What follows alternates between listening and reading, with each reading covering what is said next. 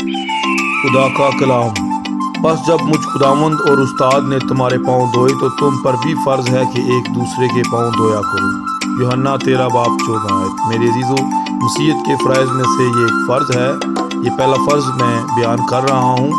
میرے عزیزو، جیسا کہ فرض کا مطلب ہے وہ حکم جو خداوند کی طرف سے ہو، جسے کرنا لازمی یا ضروری ہو۔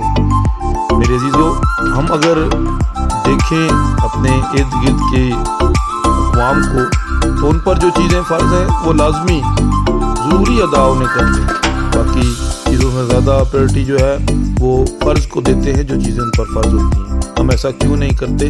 اور جس رسم کو یہاں پر خداوند ادا کر رہے ہیں، جس عید کو وہ منا رہے ہیں، ہم اس رسم کو عشاء روانی کے طور پر مناتے ہیں۔ لیکن بہت سارے لوگ ایسے ہیں جو سال کے بعد پاؤں دھوتے ہیں۔ میرے عزیزو، ایسا کیوں ہے؟ اگر عشاء روانی مہینے کے پہلے ہفتے میں آپ لیتے ہیں تو پھر پاؤں دھونے کی رسم سال میں ایک مرتبہ کیوں ختم کرتے ہیں؟ اور یسوع مسیح نے کہا کہ تم پر بھی فرض ہے، ایک دوسرے کے پاؤں دھویا کرو۔ ہم ایک دوسرے کے پاؤں دھوتے ہیں؟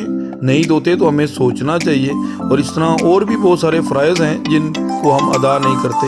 خداوند آپ سب کو برکت دے، ضرور غور کیجیے گا۔